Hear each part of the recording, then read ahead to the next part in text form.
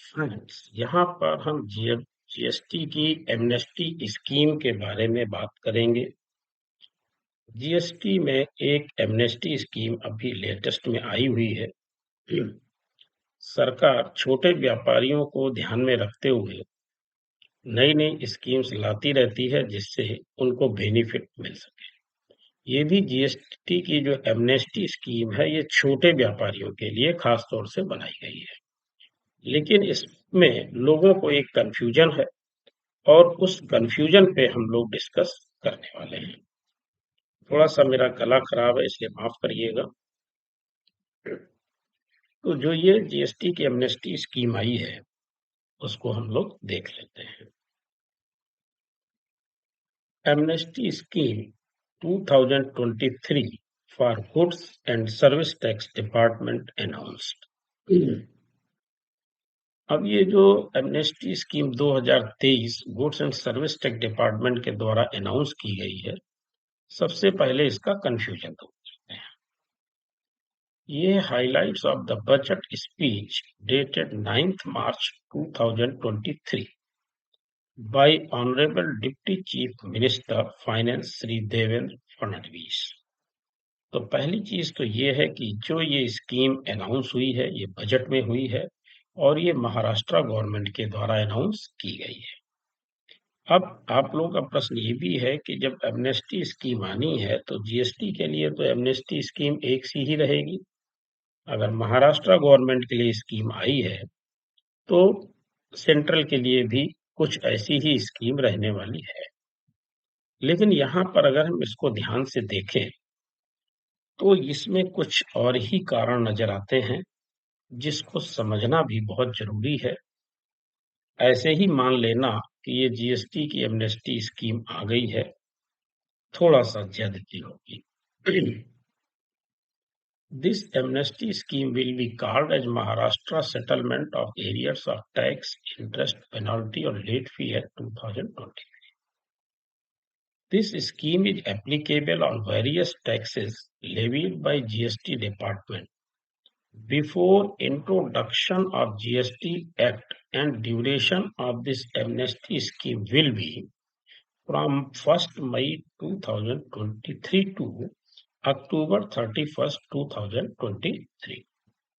तो यहाँ पर जो हमें ध्यान देना है वो ये ध्यान देना है कि इन्होंने कहा before introduction of GST act and duration. तो before introduction of GST act यानी जीएसटी एक्ट आने के पहले की जो थी चीजें उनके लिए ये एमनेस्टी स्कीम आने वाली है। आप लोगों को पता है कि जीएसटी एक्ट आने के पहले वैट एप्लीकेबल था। इसका मतलब ये हुआ कि जीएसटी डिपार्टमेंट ने जरूर इसको जारी किया क्योंकि आज की डेट में तो वो जीएसटी डिपार्टमेंट ही है। लेकिन उन्होंने जारी जो किया है वो वैट के टाइम के लिए किया है क्योंकि जीएसटी आने के पहले के लिए ये एमनेस्टी स्कीम लाई गई है।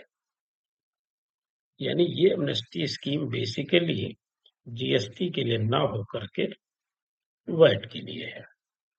अब आगे देखते हैं। Complete waiver of the arrears in cases where arrears are rupees 2 lakhs or less per year. As a result, small dealers will be benefited in around 1 lakh cases. अब इन्होंने यहाँ पर ध्यान क्या दिया वो ये दिया कि कंप्लीट वेवर देंगे जिसका 2 लाख रुपए या 2 लाख रुपए से कम का एरियर होगा। यानी स्कीम बहुत अच्छी है छोटे व्यापारियों के लिए, तो बहुत टॉप क्लास की स्कीम इसको हम कह सकते हैं कि जिनका एरियर 2 लाख रुपए तक है या 2 लाख रुपए से कम है, उनका पूरा का पूरा वेवर हो जाएगा, पूरा का पूरा माफ हो जाएगा। और इनका अनुमान है कि इस तरह से लगभग 1 लाख केसेस हमारे निपट सकते हैं। इसके बाद जो इन्होंने बात कही वो है dealers having arrears up to ₹50 lakh, यानी जिनका 50 लाख रुपए का एरियर है उनके लिए भी स्कीम है और बहुत बड़ी छूट इसमें भी दे रहे हैं। क्या दे रहे हैं? ₹50 lakhs or less per statutory order will pay only 20% amount and balance 80% will be waived. यानी जिनका 50 लाख रुपए तक का एरियर है उनको केवल 20 लाख रुपए 20% केवल देना है और 80% माफ हो जाएगा। तो वो भी इस पर ऑर्डर है। जैसे कि 2 लाख रुपए की बात करें तो वो भी पर ईयर के लिए है। तो बहुत बड़ी छूट हो गई कि पर ईयर के लिए 2 लाख रुपए की छूट मिल रही है, वो कंप्लीट वेवर में है। और ये जो मिल रही 50 लाख रुपए तक, ये पर ऑर्डर है। एक ऑर्डर में अगर 50 लाख रुपए तक का एरियर है तो आपको मात्र 20% देना है और 80% आपका वेव हो जाएगा। As a result, medium dealers will be benefited in around 80,000 cases. इस तरह से ये जो मीडियम क्लास के हमारे व्यापारी हैं, लगभग 80,000 केसेस में उनको भी फायदा होने वाला। तो ये एक बहुत बड़ी छूट दी जा रही है और जैसा कि आप लोग उम्मीद कर रहे हैं, ऐसा हम लोग भी उम्मीद कर रहे हैं कि और स्टेट भी इस तरह का कार्य कर सकते हैं। लेकिन आप ये बिल्कुल ध्यान से पढ़ लीजिए, ध्यान से समझ लीजिए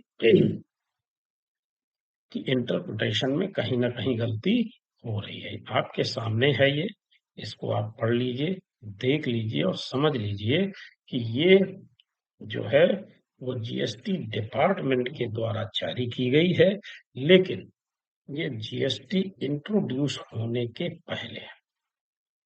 यहाँ पे साफ साफ लिखा हुआ है, एक बार मैं लाइन आप लोगों के लिए फिर से पढ़ देता हूँ। This scheme is applicable on various taxes levied by GST department before introduction of GST Act, and the duration of this amnesty scheme will be from 1 May 2023 to October 31, 2023। काफी समय भी है, 1 मई से लेकर 31 अक्टूबर तक आपको समय मिलेगा। लेकिन ये जीएसटी के इंट्रोडक्शन होने के पहले के केसेस पे लागू होगी, जीएसटी के केसेस पर ये लागू नहीं होगी। इसके अलावा आप जरूर ध्यान दीजिएगा कि मार्च में कई जो डेट्स हैं उनकी कंप्लायंसेस आपको करनी है। उसके लिए ऑलरेडी वीडियो मैंने अपलोड कर रखा है, उसको आप सुन लीजिएगा और अपनी कंप्लायंसेस समय से जरूर कर लीजिएगा। एक कंप्लायंस और भी बहुत महत्वपूर्ण है जो कि है पैन कार्ड से रिलेटेड, कि पैन और आधार अगर आपका लिंक नहीं है तो 1 अप्रैल से आपका पैन इनऑपरेटिव हो जाएगा।